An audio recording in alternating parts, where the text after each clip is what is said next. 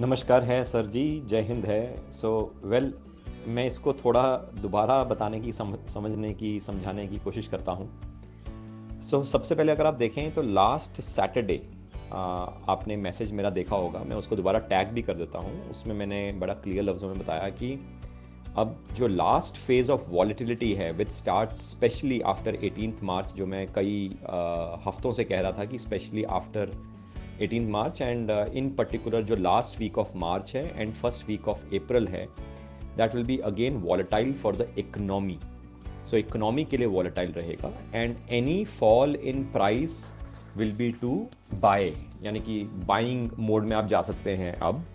And अगर आप देखें, ऑब्जर्व करें तो पिछले कुछ महीनों से मैं लगातार क्या कह रहा था कि any rise in price is to sell, यानी कि आज से 2-3 महीने पहले से मैं क्या जिक्र कर रहा था कि जब भी मार्केट बढ़ेगी तो एक्साइट मत हो जाना, वो आपको ट्रैप करेगी एंड आपको बेचने की कोशिश करनी चाहिए। स्पेशली जो स्टॉक्स या जो म्यूचुअल फंड्स या जो बॉन्ड्स जिसमें आप स्टकअप हैं या आप प्रॉफिट नहीं बुक कर पाए या बाई चांस रेड में खड़े हुए और बाई चांस आपको दिखे कि ग्रीन में हो जाए या कम हो जाए लॉस, तो निकलने की कोशिश करें।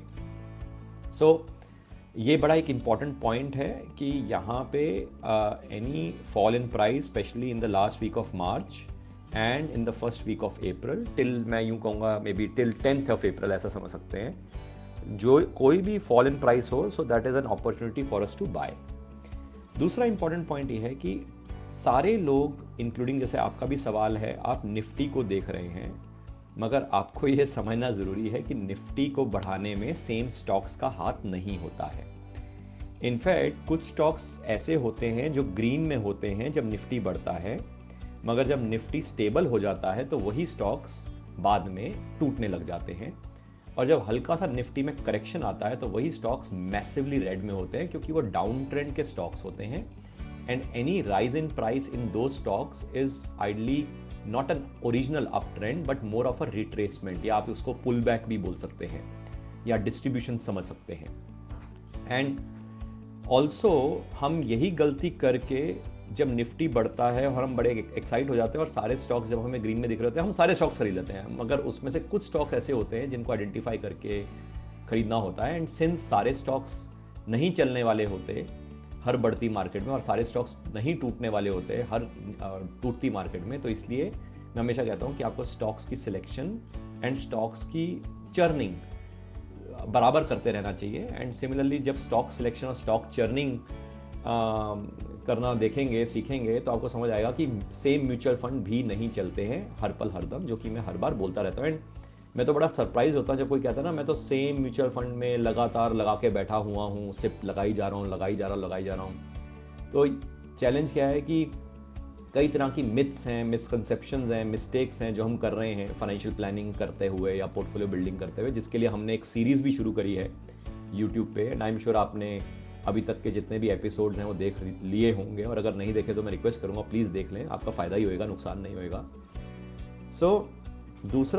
तीसरा इंपॉर्टेंट पॉइंट ये है कि जो एनी राइज इन निफ्टी जो हमें एक्साइट करता है, हमें ये समझना ज़रूरी है कि हम निफ्टी की तो डिलीवरी लेते नहीं हैं। निफ्टी राइज का फ़ायदा क्या हुआ? सिर्फ इतना ही फ़ायदा हुआ कि हमें साइकोलॉजिकली पसंद होता है ग्रीन ग्रीन ग्रीन, निफ्टी बढ़ रहा है, बहुत मज़ा आ रहा है एंड स्टॉक्स भी ग्रीन में है। मगर जैसे मैंने बताया कि हर स्टॉक जो ग्रीन में है जब निफ्टी बढ़ रहा होता है वो हमारे खरीदने लायक नहीं है। एंड इसीलिए 12 मार्च को जो मैंने मैसेज भेजा था, मैं उसको भी दोबारा टैग करता हूँ। रिक्वेस्ट है कि उस मैसेज को please 1 bar 2 bar 3 bar proper way में पढ़िए, समझिए, क्योंकि वो बहुत इंपॉर्टेंट मैसेज है। बिकॉज 2021 की जो बुल रन थी because of the massive liquidity pumping, and it was not because of any advisory और एनी रिसर्च कंपनी और एनी मीडिया हाउस एक्सेट्रा, तो वो एक तरह से मार्केट ने सारों को प्रसाद दिया, बट वो मार्केट अब कंटिन्यू नहीं रहेगी। 21 ऑनवर्ड जो मैं बार बार बोल रहा हूँ, स्पेशली लास्ट ईयर से बोल रहा हूँ, और आप देख सकते हैं the markets have become volatile, the stocks have become specific, the mutual fund have become specific.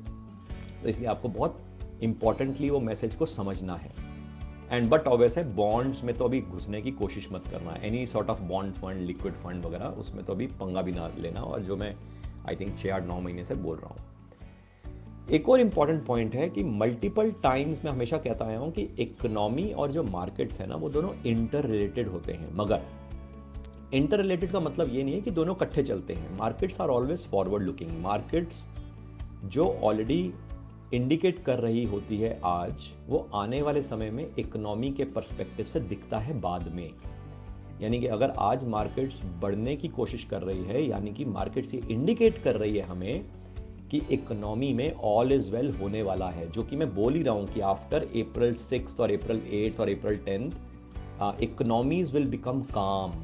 Economies में जो हलचल है, जो चैलेंजेस हैं, वो काम हो जाएगा। इसलिए मैंने 3-4 बार मैसेज भेज रहा हूँ कि आर यू लुकिंग फॉर काम। अगर काम सोच रहे हो, सब कुछ बढ़िया हो जाए, सब कुछ ठीक हो जाए, सब कुछ सेटल हो जाए, ये सब इकोनॉमी के पर्सपेक्टिव से आफ्टर April 6, 8 और 10 मेरे को दिखता है। एंड वो मार्केट्स ऑलरेडी इंडिकेट भी कर रही हैं। इसलिए मार्केट्स हमेशा फॉरवर्ड लुकिंग जो इकोनॉमिक पोजीशन है उसको पहले इंडिकेट करती है। और इसीलिए आपने देखा भी होगा कि मैं बार बार लगातार इकोनॉमी रिलेटेड जो हैपनिंग्स एक्सपेक्टेड है वो मैं शेयर करने की कोशिश करता हूँ। एंड प्लस जो इकोनॉमी रिलेटेड हैपनिंग्स जो कुछ रेयर चीज़ें होती हैं वो मैं आपसे शेयर करने की कोशिश करता हूँ यहाँ पे। बिकॉज होने के बाद अगर कुछ चीज़ होती है उसको मैं नॉर्मली इसलिए शेयर नहीं करता बिकॉज वो तो एक न्यूज़ का पार्ट बन गया, वो तो एक पोस्टमार्टम एनालिसिस हो गया। तो मैं कोशिश करता हूँ कि नॉर्मली जो चीज़ हो चुकी होती है उसको शेयर नहीं करता बिकॉज उसका कोई फ़ायदा नहीं है। एंड जो चीज़ होने वाली लग रही है मेरे को या एक्सपेक्टेशन है, मैं उसको शेयर करने की कोशिश करता हूँ। एंड सिमिलरली मार्केट्स में भी एक्सपेक्टेशन क्या है वो मैं शेयर करता हूँ ग्रुप्स में, मगर मैं कोई लेवल या स्टॉक स्पेसिफिक ऐसी कोई बात नहीं करता बिकॉज वो हम पोर्टफोलियो एजुकेशन सर्विसेज में करते हैं। वहाँ पे हम लेवल्स की बात करते हैं, स्टॉक्स कौन से खरीदने हैं, बेचने हैं, कैसे कैसे पोर्टफोलियो मेंटेन करना है वगैरह वगैरह, वो हम सब पोर्टफोलियो एजुकेशन में बात करते हैं। एंड प्लस आपने देखा भी होगा मैं कई बार इवेंट एंड टाइम एनालिसिस जो डेप्थ में जाके आपको इवेंट भी बताने की कोशिश करता हूँ कि कौन सी इवेंट एक्सपेक्टेड है। जैसे मैं बार बार बोल रहा हूँ कि ये जो फेज़ है last week of March and first week of April, इसमें काफ़ी earthquakes, volcanic eruptions, tsunami, water related issues या इवन फायर लाइक इश्यूज़ या लार्जर एक्सप्लोजन्स, ये सब अभी हमें 6 या 8 अप्रैल तक दिखेगा। तो this is event analysis. And time analysis में कई बार मैं आपको बताता हूँ कि कौन सी तारीख तक दिखेगा या कौन सी तारीख में मार्केट बढ़ेगी या कौन सी तारीख में मार्केट टूटेगी या किस तारीख के बाद मार्केट टूटनी शुरू होएगी। या कई बार आप अगर पुराने जुड़े हैं तो आपने देखा होगा कि मैंने कई बार यही बताया कि इस तारीख के बीच में IT स्टॉक्स बढ़ेंगे, इस तारीख के बीच में फार्मा स्टॉक्स टूटेंगे वगैरह वगैरह। तो ये एक इवेंट एंड टाइम एनालिसिस है जिसमें टाइमलाइन देने की कोशिश करता हूँ और साथ में इवेंट भी कि क्या एक्सपेक्टेड इवेंट हो सकती है, वो कि बहुत बियॉन्ड एनालिसिस है। एंड बिलीव मी ये सब जो एनालिसिस है this is beyond technical analysis, this is beyond fundamental analysis. And मुझे लगता है कि अगर आपने myths, misconceptions and mistakes of financial planning and portfolio building की अगर सीरीज़ नहीं देखी, एक बार आप उसको देख लेना। एंड अगर आपको ये मार्केट्स का शौक है, पोर्टफोलियो बिल्डिंग का शौक है, या शेयर्स कौन से खरीदने हैं, कब बेचने हैं, कब खरीदने हैं, कौन से म्यूचुअल होने चाहिए, कौन से कब होने चाहिए वगैरह वगैरह, तो बट ऑब्वियस है आप पोर्टफोलियो एजुकेशन सर्विसेज में जुड़ सकते हैं, जो मैं हर बार कहता ही हूँ कि क्योंकि मेरी जो लैंग्वेज है जो आपको मैं बताना चाहता हूँ, समझाना चाहता हूँ, वो मैं ऐसे नहीं समझा पाऊँगा। इसलिए मैं कहता हूँ कि जो पर्सन 3 से 6 महीने पोर्टफोलियो एजुकेशन सर्विसेज में जुड़ता है, स्पेशली गोल्ड वर्जन में, तो उसको समझ आता है कि मैं क्या कहना चाहता हूँ। बिकॉज वहाँ पे जब आप खुद मार्केट को ऑब्जर्व करेंगे based on the learning which I tend to share, तो आपको समझ आएगा कि जो हम सीख रहे हैं वो बियॉन्ड मतलब इमेजिनेशन है, बियॉन्ड एक तरह से एक्सप्लोर्ड वर्ल्ड है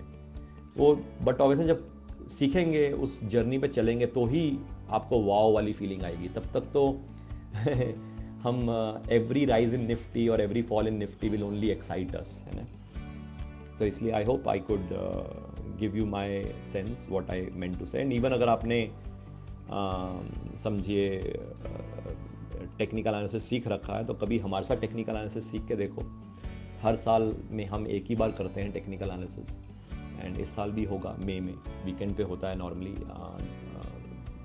डिफरेंट वीकेंड्स पे, एंड ऑनलाइन होता है, तो उसमें भी आपको मज़ा आएगा। But the first step is to join in this journey of portfolio education services, and believe me आपको बहुत मज़ा आएगा। अगर आप शेयर मार्केट या म्यूचुअल फंड या पोर्टफोलियो, ओवरऑल पोर्टफोलियो, वो भी टेक्निकली इन टर्म्स ऑफ कौन से स्टॉक्स राइज इन निफ्टी में हमें खरीदने हैं, कौन से स्टॉक्स हमें राइज इन निफ्टी में एक्चुअली में बेचने हैं, कौन से स्टॉक्स फॉल इन निफ्टी में खरीदने हैं, कौन से स्टॉक्स फॉल इन निफ्टी में होल्ड करने हैं क्योंकि हमें वापस बेल आउट मिलेगा। ये सब सीखने के लिए साइंटिफिकली मैं आपको ऐसे तो नहीं सिखा पाऊंगा थ्रू मैसेजेस और थ्रू ऑडियोज़ वगैरह। इसके लिए ही पोर्टफोलियो एजुकेशन सर्विसेज है, ताकि आप लाइव मार्केट में हमारे साथ सीखें और समझें। एंड जैसे मैं अपना पोर्टफोलियो डेवलप करता हूँ, एंड वो भी डिफरेंट तरह के पोर्टफोलियो, आप भी इसी बहाने सीखें। स्पेशली स्टॉक वेल्थ का पोर्टफोलियो, स्टॉक चर्निंग का पोर्टफोलियो, स्टॉक स्विंग का पोर्टफोलियो, स्टॉक सिप का पोर्टफोलियो। क्योंकि हम नॉर्मली क्या करते हैं, बस ये स्टॉक खरीद लूँ या ये स्टॉक को बेच दूँ या कितना खरीद लूँ, ये ऐसा नहीं होता यार। तभी हम पोर्टफोलियो एजुकेशन में क्या करते हैं, सबसे पहले तो ओवरऑल पोर्टफोलियो की बात करते हैं कि ओवरऑल पोर्टफोलियो जिसमें रियल एस्टेट है, इक्विटीज़ है, म्यूचुअल फंड है, स्वाइडली रिस्की लिक्विड है, रिस्की इलिक्विड है, रिस्क फ्री लिक्विड है, रिस्क फ्री इलिक्विड है, और उसमें कैसे सेग्रीगेशन करके कैसे हम अपने शार्प रेशियो को मेंटेन कर सकते हैं। एंड फिर उसी के विद इन स्टॉक्स का पोर्टफोलियो भी डिफरेंट स्टॉक्स का, वेल्थ का पोर्टफोलियो, चर्निंग का, सिप का, म्यूचुअल फंड का डिफरेंट पोर्टफोलियो, तो उसको भी कैसे मेंटेन करना है। एंड प्लस उसके भी डिफरेंट एलोकेशंस होती हैं कि कभी स्टॉक वेल्थ का प्रोपोर्शन ज़्यादा होना चाहिए, ट्रेंडिंग मार्केट में स्टॉक चर्निंग ज़्यादा होना चाहिए, वॉलेटाइल मार्केट में स्टॉक वेल्थ ज़्यादा होना चाहिए। एंड प्लस उसमें भी हर बार जो स्टॉक खरीदना है कितना खरीदना है साइंटिफिकली, ताकि साइंटिफिकली कितना हमारा शार्प रेशियो है, कितना हम बीटा मेंटेन करना चाहते हैं, कितना स्टैंडर्ड डेविएशन मेंटेन करना चाहते हैं। और ये टेक्निकल एस्पेक्ट के बगैर अगर हम करते हैं तो फिर तो हम ब्लाइंड ही कर रहे हैं। तो इसलिए I hope I could deliver what I wanted to. Thank you जी, बाय, जय हिंद।